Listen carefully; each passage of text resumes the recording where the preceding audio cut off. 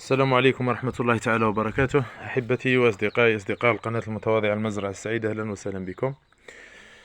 بالأمس إن شاء الله يا رب تكونوا كامل بخير صحة وعافية. المهم بالأمس هذه الجذية أنجبت لي مولود وما فيهاش ضرع، سلالة سيئة ما فيهاش حليب. على كل الأم نتاعها أنا محتفظ بها من أجل ابنتي، قررت أني أتركها لها. أنجبت لي هذه الجدية، وهذا الجدية أنجبت أيضا جدي أو جدية ما زال ما طلعتش عليه. تركته هنا طول الليل في البرد. لحسن الحظ أني بالأمس توقعت الولادة نتاعها وضعتها في المكان المخصص للولادة، لكن غياب العامل مريض ربي يشفيه عنده نزلة برد خلانا نوقع في المشكل هذا. لما جئت وجدته الأم نافرة له ولم يتناول شيئا، يعني الأم لا تقبل به ولدا. هذا يحدث عادة للجدية البكر وهي بكر، أو لما الأم تكون ما فيهاش حليب. شوفوا الصغير الآن أين هو. هذا الصغير، هذا هيكل تاع ثلاجة قديم أستخدمه كحاضنة لصغار الدجاج من أجل الدفء وفر المصباح. في النهار نفتحوا للتهوية، في الليل نغلقوا نوعا ما.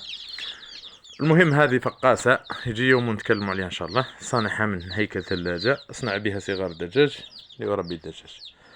المهم هذا مش موضوعنا. الموضوع أني نزعت منها كمية قليلة من السرسوب تحصلت عليها،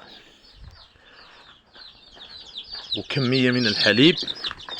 الآن الحليب كنت وضعه داخل الحاضنة بيحافظ على درجة الحرارة ريثما أعلمكم عن الطريقة. هذه سدادة أضعها. شوفوا السرسوب اللي فيها وكأنه عسل. هذا إلى تناول الصغير كارثة، لكن أنا مضطر لإطعامه له لأن فيه الأجسام المضادة مثل ما تحدثنا سابقا. خوفا من فقدان درجة حرارته لأن الكمية قليلة، حلبت عنزة أخرى، خلط نوعا ما السرسوب مع الحليب ليصبح هضمه سهلا. أنا في الحقيقة حاولت نقدمه للأم، لكن خلاص فقد الطاقة وما عادش يستطيع أن يرضع. الآن احنا مضطرين للإطعام قصرا بالأنبوب. إن شاء الله نحاول نثبت الهاتف وتشوفوا معي الطريقة كيف، لأنه كثير من الأصدقاء يتصلوا بي ونقولوا أطعموا بالأنبوب عندهم حالات مشابهة. يتخوف رغم أنه العملية بسيطة وسهلة وآمنة. يلا معليش.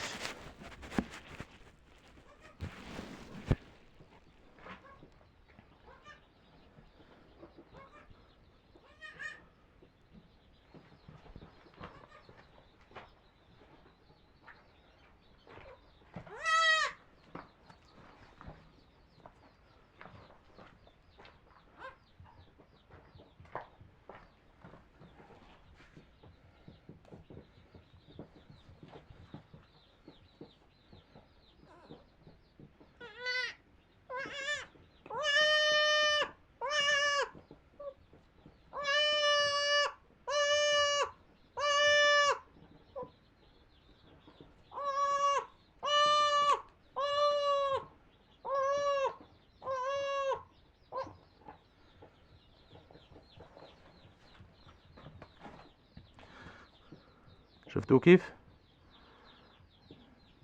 الآن الأنبوب هذا الأنبوب دوك نتحدثوا عليه إن شاء الله منين والنوعية